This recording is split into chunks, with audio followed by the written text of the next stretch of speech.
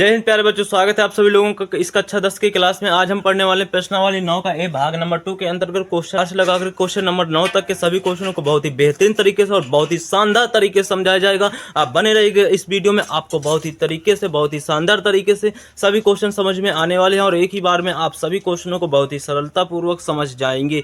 तो इसके लिए आपको ये वीडियो पूरा देखना पड़ेगा। तो चलते हैं प्यारे बच्चों, वीडियो को शुरुआत करने से पहले हम आपको बता देते कि यदि आपने वीडियो को लाइक नहीं किया तो लाइक कर दीजिए और सब्सक्राइब कर दीजिए। वीडियो पसंद आता है, हमसे जुड़ने की आपको उम्मीद जगती है तो हमारे चैनल को सब्सक्राइब कर दीजिए। हमारा चैनल फ्री है। इसी तरह से खंभा है, ये बिजली का खंभा हो सकता है, कोई भी खंभा हो सकता है, स्तंभ हो सकता है। सूर्य की रोशनी है, सूर्य की रोशनी आ रही है और इस खंभे से टकरा रही है। इस कारण से इस खंभे की जो परछाई है तो वो कुछ इस तरह से बन रही है। ठीक है, इस तरह से बन रही है और इस जो परछाई की जो लंबाई आपको दिया है वो 20 मीटर नापी गई है।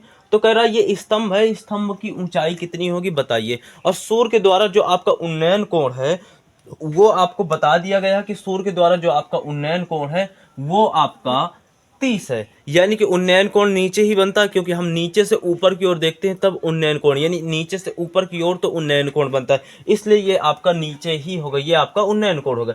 तो चलते हैं, हम देखते हैं कि आधार है ये और ये आपका लंब है, यानी कि आधार और लंब का कॉम्बिनेशन है जो कि आपका होता है लाल बटे कक्का में। यदि हम देखें लाल बटे कक्का में देखें तो आपका लंब टैन के साथ होता है, ये काम टैन के साथ होता है, इसलिए हम कर देंगे टैन थीटा बराबर लंब बटे आधार आपको। तो थीटा की जगह कितना दिया है प्यारे बच्चों, थीटा की जगह 30 अंश दिया है और लंब की जगह कितना दिया, लंब की जगह कह रहा है कि मीनार की जो लंबाई है, यानी कि मीनार का यानी कि स्तंभ की जो ऊंचाई है उसे हमें ज्ञात करना है। तो हम ऊंचाई को हम h मान लेते हैं, तो आपका ऊंचाई h है, यानी कि लंबाई बोल सकते हैं। ठीक है, आधार आपको 20 दे दिया है।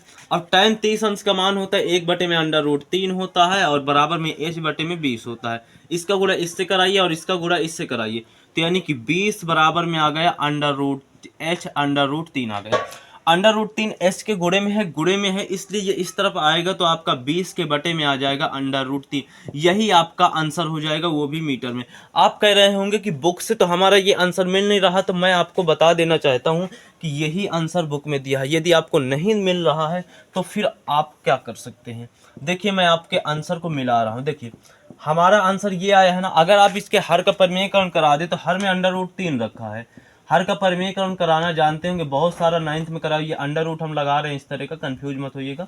तो अगर हर का परिमेयकरण करा दे तो ऊपर आ जाएगा 20 √3 आ जाएगा और नीचे अंडर रूट से अंडर रूट का गुणा होगा तो अंडर रूट हट जाएगा 3 आ गया।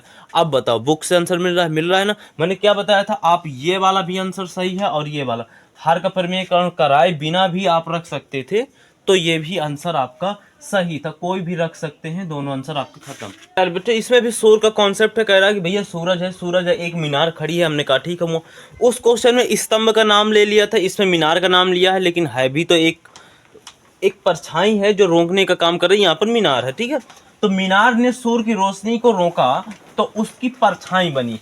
अब उस परछाई को कह रहा है कि इधर किसी का मान तो नहीं दिया इसने, लेकिन हाँ एक संकेत जरूर दिया है। कह रहा है प्यारे बच्चों कि जो मीनार की जो छाया है ना, छाया मीनार की लंबाई से, ये जो मीनार की लंबाई है ना यही है, ये मीनार की लंबाई हमने माना है h। ठीक है, मीनार की लंबाई का 3 गुना है। आपको क्वेश्चन दिख रहा होगा, क्या कह रहा है कि मीनार की जो ऊंचाई है उसकी जो छाया है, छाया की ये जो लंबाई है ना, ये छाया की लंबाई ये 3 गुना है, ये 3 गुना है मीनार की ऊंचाई से। तो 3 गुना है तो ये 3h हो जाएगा।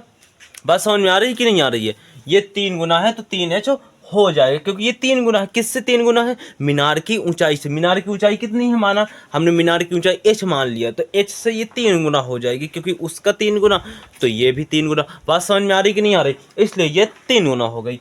अब हम चलते हैं, अब ये कह रहा है कि भैया मीनार यानी कि ये सूरज के द्वारा बनाए गए उन्नयन कोण ये कितना होगा बताइए। तो चलते हैं सबसे पहले, तो हम tan थीटा, क्योंकि आधार और लंब का कॉन्सेप्ट है, इधर छाया और ये मीनार की ऊंचाई ये दोनों लंब और आधार के स्थान पर रखे, और लंब और आधार का स्थान tan पे होता है कि नहीं होता, इसलिए tan थीटा का ही मान रखेंगे। तो tan थीटा बराबर क्या होगा, लंब बटे में आधार। तो tan, देखो प्यारे बच्चों थीटा को तो मान इधर दिया नहीं है, थीटा ही तो हमसे पूछ रहा है, उन्नयन कोण ही तो हमसे पूछ रहा है, तो थीटा की जगह कुछ नहीं रखेंगे। हाँ, लंब की जगह h है, आधार की जगह 3h है, जिससे हमने एच से काट दिया कि नहीं काट दिया। ओके, लेकिन अंडर रूट 3 गुना है, कितना है? अंडर रूट 3 गुना, तो इसलिए अंडर रूट 3 हमने गलती से 3 लिख दिया। क्वेश्चन में कह रहा कि अंडर रूट 3 गुना है, तो अंडर रूट 3 गुना होगा, कोई बात नहीं, ठीक है, अच्छी बात है। ऐसा क्यों होगा मैंने आपको समझा ही दिया, ठीक है, क्योंकि ये जो है इसका ये 3 गुना है, कितने गुना है? अंडर रूट वो भी 3 गुना है, तो ये h है, तो इसका अंडर रूट 3h हो जाएगा कि नहीं हो जाएगा? बात समझ में आ रही कि नहीं आ रही? ठीक है, ये रख दिया हमने, एच से एच कट गया। अब हमारे पास क्या बचा? tan थीटा बराबर में क्या बचा? 1/√3 बचा, ठीक है। और 1/√3 किसके बराबर होता है?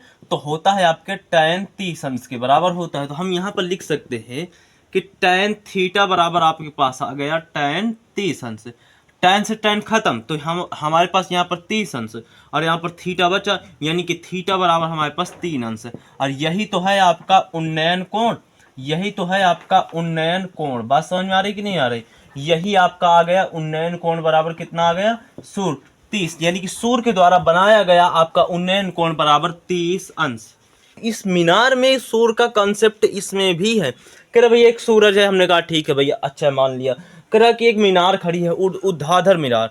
ऊर्ध्वाधर, ऊर्ध्वाधर का मतलब होता है खड़ी हुई सीधा, एकदम एकदम सपाट सीधा खड़ी हुई, बीच से कहीं से लचकी वचकी नहीं है, एकदम ऊर्ध्वाधर सीधा तनी हुई मीनार खड़ी है, ठीक है, वही है ऊर्ध्वाधर आपका, ये ऊर्ध्वाधर मीनार, ठीक है। ऊर्ध्वाधर मीनार की आपकी ऊंचाई कितनी दे रखा? ऊर्ध्वाधर मीनार की जो ऊंचाई है 45 दे रखा। हमने कहा ठीक है, हल में हमने नोट कर लिया, दिया है। फिर कह रहा कि मीनार के द्वारा बना है आपका जो उसकी छाया। हमने कहा ठीक है, दोपहर का समय रहा होगा, छाया उसकी बन गई।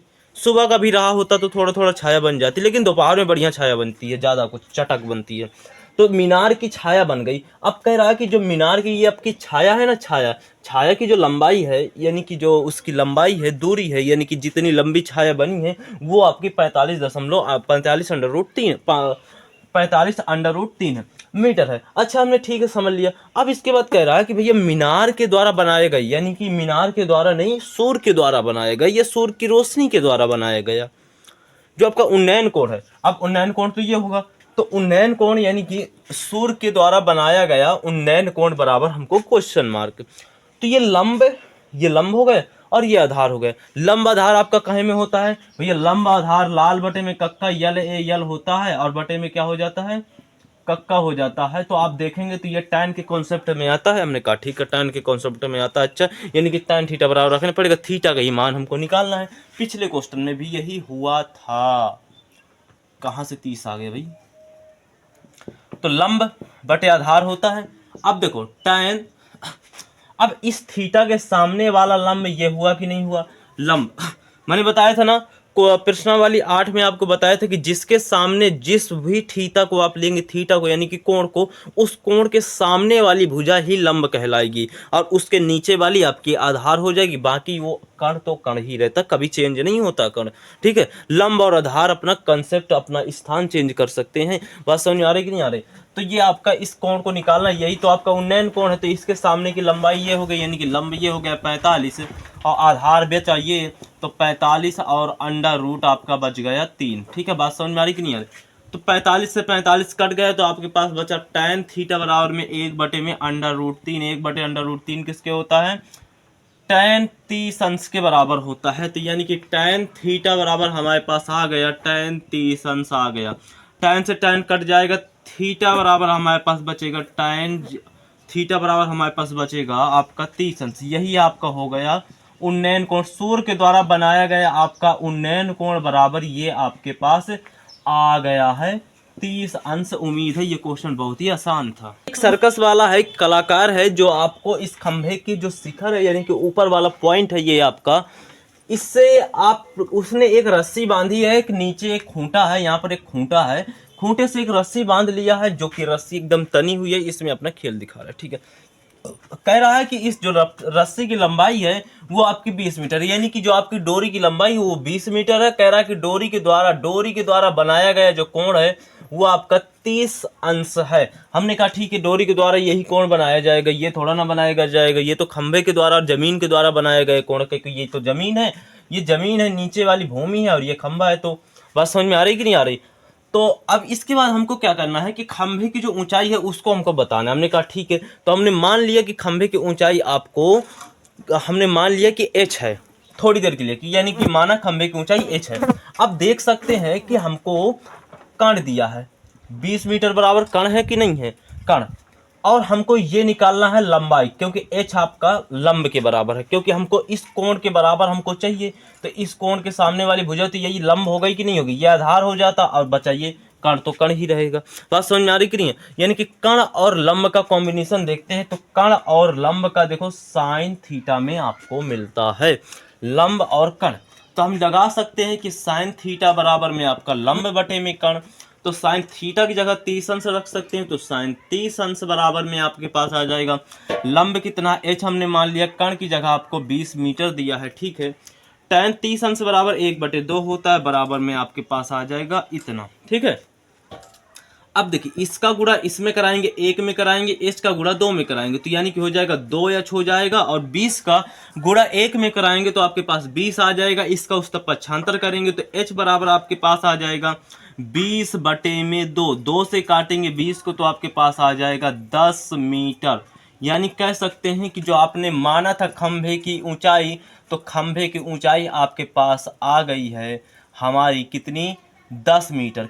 और एक उससे अधिक बच्चा है, ये दोनों बच्चे हैं जिनके पिता एक ठेकेदार हैं। ये दोनों बच्चे क्या है, एक खेल के मैदान में जाते हैं जहां पर ये एक फिसलन पट्टी में खेलने का मन इनका होता है। तो इनके पिताजी 2 फिसलन पट्टियां दोनों के लिए अलग अलग चुनते हैं, जिनमें से एक जो 5 वर्ष का बच्चा है उसके लिए वो छोटा है, तो उसके पापा ने दिमाग लगाया कि नहीं नहीं ये छोटा बच्चा है, ज़्यादा खड़ी हुई फिसलन पट्टी होगी ना तो ये गिर सकता है, ये तेजी से फिसलेगा तो इसके लग सकता है, चोट लग सकती है, इसलिए कम कम ढाल वाली पट्टी, कम ढाल वाली जो आपकी फिसलन पट्टी है वो इसके लिए उपयुक्त होगी। तो ये आपकी कम ढाल वाली फिसलन पट्टी है, देखिए जिसका कोण आपका 30 अंश है। और बड़े बच्चे के लिए अधिक ढाल वाली पट्टी है, जो आपका फिसलन पट्टी है, जो जिसका जो आपका कोण है भूमि से वो आपका 60 अंश है। अब जो बड़े बच्चे की जो फिसलन पट्टी है उसकी ऊंचाई ज़्यादा है, इसलिए ऊंचाई ज़्यादा है और चकलाई यानी कि आधार कम है, इसलिए इसकी ऊंचाई ज़्यादा है, ठीक है। चढ़ाई देखो ढाल वाली चढ़ाई ज़्यादा है ना, तो इसकी जो डंडी है यानी कि जो फिसलन पट्टी जिस डंडे पर रखी है, ऊपर शिखर पर रखी है, जिस खंभे पर रखी है, उस खंभे की ऊंचाई आपकी 3 मीटर है। लेकिन ये पसरी हुई है, यानी कि ये थोड़ा सा पड़ी पड़ी है, यानी कि ज़्यादा ये फैलाव में है, तो इसलिए इसका जो बेस है वो थोड़ा ज़्यादा बड़ा है, इसलिए इसका जो खंभा है जिसमें ये लटकी हुई है फिसलन पट्टी वो बेचारा छोटा होगा, यानी कि 1.5 यानी कि 1.5 मीटर है, ठीक है। इसका कोण भी छोटा है। अब इन चित्रों को हमने अलग अलग बनाया है और इन चित्रों को हमने क्या है कि एक साथ भी बना दिया है, ठीक है। तो अब हमको कहना है कि भैया जो ये फिसलन पट्टी है, फिसलन पट्टी में इसकी ऊंचाई क्या होगी, यानी कि ये वाली फिसलन पट्टी, यानी कि जो बोल सकते हैं कि कण क्या है, ये कण है कि नहीं है, ये कण, यानी कि कण की हमको लंबाई बताना है। तो देखो 5 वर्ष से अधिक बच्चे के लिए जो शिखर की ऊंचाई है वो 1.3 है और फिसलन पट्टी की ढाल है वो हमको ज्ञात करना है। अब जो उस पहले इसको हम करते हैं, बाद में इसको समझते हैं, ठीक है। तो देखिए कण और लंब का कॉम्बिनेशन है भाई, आधार का तो यहाँ पर रोल है ही नहीं। तो हमने देखा कि लाल यल ए यल बटे कक्का में कण और लंब, तो कण लंब और कण देख रहे हो, लंब और कण आपका साइन में आता है कि नहीं आता है, लंब और कण साइन में आता है, तो हम लगा सकते हैं कि भैया साइन 30 अंश, साइन 30 अंश बराबर लंब बटे कण, लंब की जगह क्या है आपका 1.5, ठीक है, और कण की जगह क्या है, कण की जगह कुछ नहीं है, ठीक है, हमने मान लिया।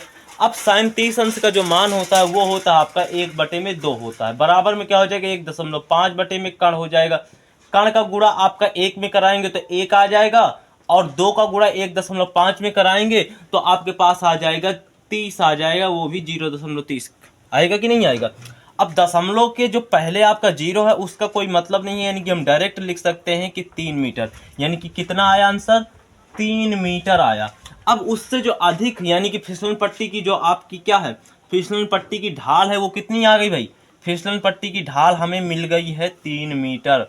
अब हम चलते हैं अधिक वर्ष के बच्चे के लिए, शिखर की ऊंचाई कितनी है आपकी 3 मीटर, यानी कि आपको एल दिया है कि नहीं दिया है, ठीक है, यहाँ भी आपका साइन 60 अंश बराबर लगेगा। तो एल आपको दिया है, एल आपको 3 दिया है, ढाल आपको नहीं पता यानी कि कण आपको पता नहीं है। तो यहाँ पर साइन 60 अंश बराबर क्या होता है, अंडर रूट 3/2 होता है, बराबर में एल आपके पास 3 है और बटे में कण है, इसका गुणा इससे कराइए तो यानी कि हो गया अंडर रूट 3 के अंडर रूट 3।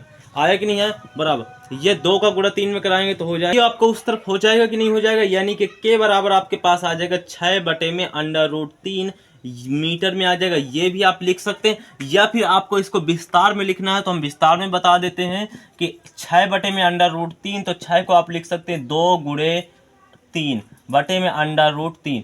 अब देखो के बराबर में 2 × 3 को आप लिख सकते हैं √3 × √3 बटे में √3 तो है ये। क्या आप 3 को लिख सकते हैं कि नहीं लिख सकते, गुणा कराएंगे फिर से 3 आ जाएगा कि नहीं आ जाएगा, √3 से √3 कट गया, के बराबर क्या आ जाएगा 2 √3। आप इसको इस तरह भी लिख सकते हैं, आप इसको इस तरह भी लिख सकते हैं, दोनों आंसर सही है। यानी कि इसकी ढाल की लंबाई हमारी कितनी आ गई, आपकी आ जाएगी 2 √3, या आपके पास आ जाएगा 6/√3 मीटर आ जाएगा।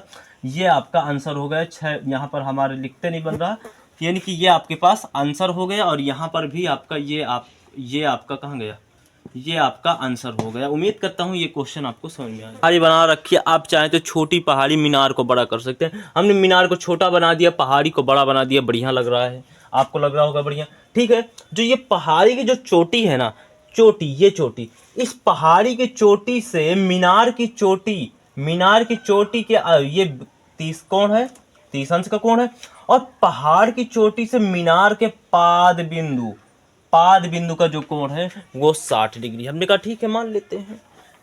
अब हम क्या करेंगे, एक बात करेंगे कि आपको जो पहाड़ी है, पहाड़ को हमने बी और डी माना है, ठीक है, यानी कि पहाड़ की ऊंचाई यानी कि बी डी आपके पास 60 मीटर है, और इसके बाद आपको कोण, अब इसके बाद ई और ए, यानी कि मीनार की ऊंचाई को हमने ई और ए माना है, तो ई और ए आपको ज्ञात करना है, जिसमें से कोण आपको दे रखा है बी ए डी, बी ए और डी, ये आपको कोण 60 दिया है, और इसके बाद आपको कोण दिया सी ई और डी आपको 30 अंश दिया है। ठीक है, हमको मीनार की ऊंचाई ज्ञात करना है, तो क्या करें, तो प्यारे बच्चों यदि आप ध्यान से देखें तो अगर हम थोड़ी देर के लिए इसको, ये लाइन को इरेज कर दें, मिटार दें, तो क्या आपको ये एक त्रिभुज दिखाई दे रहा है जिसका कोण 60 है और जिसकी ऊंचाई आपकी, जिसका कोण 60 है और जिसकी ऊंचाई भी आपको 60 दी है, यानी कि ये लंब है कि नहीं है, लंब है कि नहीं है। अगर हम इस लंब का प्रयोग करें और आधार ये है हमारा, तो यहाँ से हम आधार निकाल सकते हैं, क्योंकि हमको लंब दिया है और कोण दिया है यानी थीटा दिया है, तो हम निकाल सकते हैं कि नहीं। अगर हमें ये मिल जाएगा तो इसका मतलब कि ये जो हमारे पास दिया है ये भी इसी के बराबर है कि नहीं है, यानी अगर ये मिल गया तो ये भी तो मिल गया, क्योंकि ये भी इसी के बराबर। अगर हमें ये मिल जाएगा तो फिर हम इसमें से आगे का समझेंगे बाद में, पहले ये समझिए आप, ठीक है। तो अगर हम यहां से निकालना चाहें तो निकालेंगे, क्या निकालेंगे, देखो लंब और आधार यानी कि यल ए एल बटे कक्का में यदि हम देखें तो लंब और आधार का कॉम्बिनेशन tan में देता है। तो हमने देखा कि भैया tan थीटा बराबर लंब बटे आधार लंब कितना है DB बटे आधार कितना है AB, ठीक है। तो DB यानी 60 है और AB तो आपको दिया ही नहीं है, वही तो हमको निकालना है। कोण आपको दिया है 60 अंश, ठीक है, तो कोण 60 अंश यानी कि tan 60 अंश बराबर आपके पास आ गया 60 बटे में AB, ठीक है। अब tan 60 अंश का मान होता है √3 बराबर होता है 60 AB, ठीक है, बटे में 1। इसका गुणा अगर इससे करेंगे तो हमारे पास आ जाएगा, हमारे पास क्या आएगा AB √3 आ जाएगा, 60 का गुणा 1 से करेंगे तो क्या आ जाएगा 60 आ जाएगा। अगर हम इसको उधर पक्षांतर करेंगे तो हमारे पास आ जाएगा AB बराबर आ गया 60 √3। अगर आप इसको ऐसा लिखना चाहते तो लिखिए, और यदि आपको और विस्तार में जाना है तो आप इसको ऐसे लिख सकते हैं कि भैया 20 गुणे में 3 बटे में √3 लिख सकते हैं। 60 को कि नहीं लिख सकते हैं, बिल्कुल 60 को ऐसे लिख सकते हैं। अब देखो √ से हम 3 को काट सकते हैं, तो आपके पास 20 √3, ऊपर 3 बचेगा कि नहीं बचेगा। अभी आपको उस बार हमने 3 को हम अंडर रूट 3 में नहीं समझ पाए, देखो हम समझा देते हैं। 20 गुणे में 3 बटे में अंडर रूट 3 है, ठीक है। तो 3 को आप लिख सकते हैं 20 गुणे में अंडर रूट 3 गुणे में अंडर रूट 3 बटे में अंडर रूट 3 तो हाई है। अंडर रूट 3 से अंडर रूट 3 कट गया, 20 अंडर रूट 3 आपके पास बच गए, वो भी मीटर में बच गया, ठीक है। अब हमको ये मिल गया, क्या मिल गया, ये मिल गया 20 अंडर रूट 3 मिल गया, ठीक है। यानी कि ये अगर मिल गया तो ये भी इसी के बराबर है, यानी कि ये भी हमको मिल गया 20 अंडर रूट 3 मीटर, ठीक है। अब आप गौर से देखिए ऊपर, ठीक है। अब आप ऊपर देखेंगे तो हमारे पास अगर हम इस लाइन को इरेज कर दें, ये वाली लाइन को इरेज कर दें, तो ये जो आपकी लाइन है ये वाली, ठीक है। तो देखिए इसका आपको आधार दिया है और इसकी अगर हम ये वाली ऊंचाई निकाल लें, ठीक है, ये वाली अगर ऊंचाई यानी कि बी, डी और सी अगर निकाल लेंगे तो डी और सी का मान जो भी आएगा उसको हम इस बड़ी वाली ऊंचाई में घटा देंगे तो मीनार की ऊंचाई के बराबर आ जाएगा कि नहीं आ जाएगा। बात समझ में आ रही कि नहीं आ रही? नहीं आ रही तो पहले आप इतना समझिए कि इसको हम निकाल सकते हैं कि नहीं निकाल सकते, क्योंकि इसका आधार 20 अंडर रूट 3 होगा। क्यों? क्योंकि इसका आधार इसके बराबर है, तो ये होगा, ठीक है। कोण आपको दिया है, आधार दिया है, लंब हम निकाल सकते हैं कि नहीं निकाल सकते। तो किसका प्रयोग करेंगे, यहाँ से आप देखेंगे अलग से कि हमको यहाँ से निकालना है, आपको क्या tan का प्रयोग करना पड़ेगा। tan t अंश बराबर यल बटे में आपके पास आधार हो जाएगा। तो l हमको दिया नहीं है तो l को हम d और c मान लेंगे। आधार आपके पास कितना है, 20 अंडर रूट 3 है, ठीक है। तो tan t अंश बराबर क्या होता है, 1 बटे में अंडर रूट 3 होता है, बराबर में क्या हो जाएगा, d और c बटे में 20 अंडर रूट 3 हो जाएगा। देखिए इसका गुणा अगर हम इससे करा देंगे तो आपके पास आ जाएगा यहाँ पर 20 अंडर रूट 3 बराबर अंडर रूट 3 का गुणा हम d और c में कराएंगे तो क्या आ जाएगा, d और c अंडर रूट 3, ठीक है। ये इसके बटे में जाएगा तो हमारे पास आ जाएगा 20 अंडर रूट 3 बटे में आपके पास आ जाएगा अंडर रूट 3 बराबर में आ जाएगा d और c। अंडर रूट 3 से अंडर रूट 3 कट जाएगा तो हमारे पास आ जाएगा आपके पास d और c बराबर आ जाएगा 20 मीटर। बात समझ में आ गई कि नहीं आ गई? ये आपके पास आ गया, यानी कि हमारी इतनी छोटी सी, यानी कि ये आपके पास इतनी छोटी सी जो आपकी ऊंचाई है वो आपके पास 20 मीटर आ गई। अब ध्यान से देखिए, हमको निकालना है मीनार की ऊंचाई, यानी कि क्या निकालना, मीनार की ऊंचाई निकालना है। क्या निकालना है, ऊंचाई निकालना है, ठीक है। मीनार की ऊंचाई, तो मीनार की ऊंचाई हमने क्या है, ए और ई मानी थी, ठीक है। मीनार की ऊंचाई हमने क्या मानी थी, ए और ई मानी थी, ठीक है। तो ए और ई निकालने के लिए हम पहाड़ की ऊंचाई में, यानी कि पहाड़ की ऊंचाई क्या है, बी और डी है। बी और डी में अगर हम ये छोटकी सी ऊंचाई यानी कि सी और डी को घटा दें तो क्या ये निकल नहीं आएगा, ठीक है। कहने का मतलब ये है कि पहाड़ की ऊंचाई में ये ऊपर वाली चोटी की यानी कि आधी ऊंचाई को घटा देंगे तो क्या इतनी सी ऊंचाई नहीं निकल आएगी कि नहीं निकल आएगी। और इतनी सी ऊंचाई बराबर है मीनार की ऊंचाई के बराबर। अब मीनार की ऊंचाई ए ई है, तो बी और डी हमने अभी अभी तो निकाला। बी और डी आपके पास कितना है, ये आपको दिया है, यही तो है ना। यानी कि बी एक मिनट बी और डी हमारे पास इतना आ गया था। बी और डी हमको पहले से तो दिया है, कहाँ गया, ये दिया है, ये आपको दिया कि नहीं दिया। पहाड़ की ऊंचाई वैसे भी हम वहाँ से डायरेक्ट देख करके रख सकते थे, लेकिन हमें इधर दिखाना था आपको। तो ये आपके पास 60 है। अब माइनस का इसको हमने निकाला था 20, यानी कि घटाएंगे तो आपके पास 40 मीटर आएगा। यानी कि आपके पास मीनार की जो ऊंचाई है वो कितनी आ गई, 40 मीटर आ गई। करते हैं प्यारे बच्चों की भाग नंबर 2 में जो बताए गए क्वेश्चन वो आपको बहुत ही शानदार तरीके से और बहुत ही बेहतरीन तरीके से समझ में आए होंगे। यदि आपको ये वीडियो पसंद आया हो तो प्लीज़ वीडियो को लाइक कर दीजिए और सब्सक्राइब कर दीजिए। हमसे जुड़ने के लिए प्यारे बच्चों हमारे चैनल को सब्सक्राइब कर दीजिए और इसके आगे की क्लास यानी कि भाग नंबर 3 और इसके शेष क्वेश्चनों को आपको देखने के लिए आपको भाग नंबर 3 में प्राप्त होंगे, तो आप भाग नंबर 3 देखना ना भूलिएगा। मिलते हैं प्यारे बच्चों अगले भाग में यानी कि भाग नंबर 3 में। जब तक के लिए धन्यवाद आपका वीडियो पूरा देखने के लिए। जय हिंद, जय भारत।